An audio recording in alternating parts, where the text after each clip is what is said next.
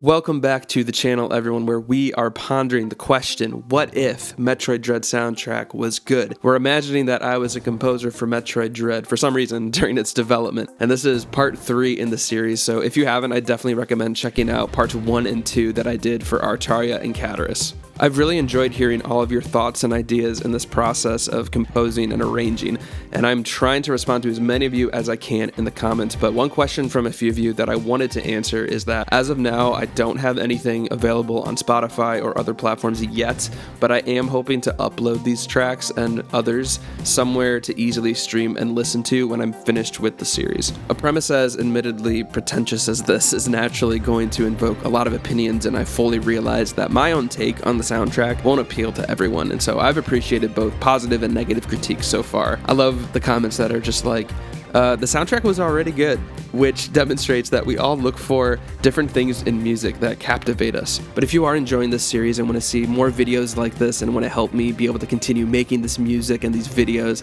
please consider subscribing to the channel. It really would mean the world to me. It's been such a joy doing this project, and it's been cool just seeing how many people are enjoying it as well.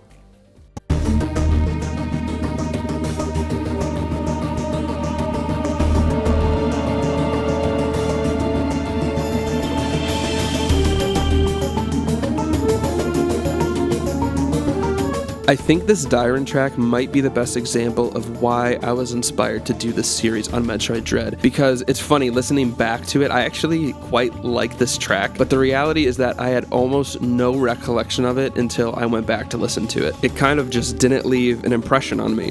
What I do like about the score is you get this sensation of constant tension. The perpetual arpeggiated 16th notes in that synth pattern feel relentless, so even when the dynamics come down, you still feel that rhythm pushing it forward. It actually reminds me of the second track on Dark Side of the Moon, On the Run, and what it does in characterizing the emotion of anxiety and stress. But in a similar way to how I described the original Cataris track, there's not much happening on this canvas that I find memorable or really interesting, if I'm being honest. For my music theory folks, this track utilizes a whole tone scale in E flat, and so you end up with a palette that's mainly made up of augmented chords and intervals. So in simple terms, what this does is help create that blurred, mysterious effect through the notes being used. I really do appreciate the use of this, but I think it's the way it's executed that doesn't appeal to me, because in my opinion, it actually focuses too heavily on the whole tone scale itself, and there's not enough deviation from it or any palatable melodic ideas to really be memorable. There's this idea in sci-fi movies that,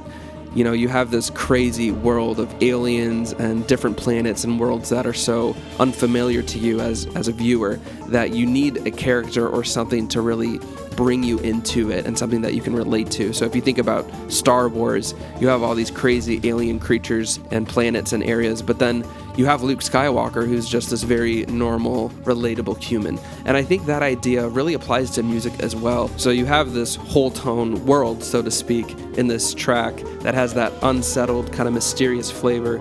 And I think as a listener, you just sort of need a musical Luke Skywalker, you know, something to kind of ground you as a listener and help you make sense of what's happening. So for my arrangement, I wanted to challenge myself to retain the underlying canvas of the original track, to utilize the same key center, rhythmic tension, and even the whole tone palette, but then from that build something that feels more approachable and memorable to me. I took a direction that utilizes a slow, evolving dynamic build that adds more and more elements as it progresses, eventually bringing it all together towards the end. In thinking about the emotional direction of Dairon's area, it was this moment here, more than any, that set the tone for what I wanted to accompany musically. What is this creature? What experiments are being done here? Who is responsible for this? There's this sense of mystery that I wanted to augment through the soundtrack. So you'll hear a series of chords that repeat throughout the track, and I thought of each chord having its own unique question and feeling attached to it that we slowly move through and try to answer as the piece goes on. So enough talk, here is the Arcade Redux version of the soundtrack for Dairon.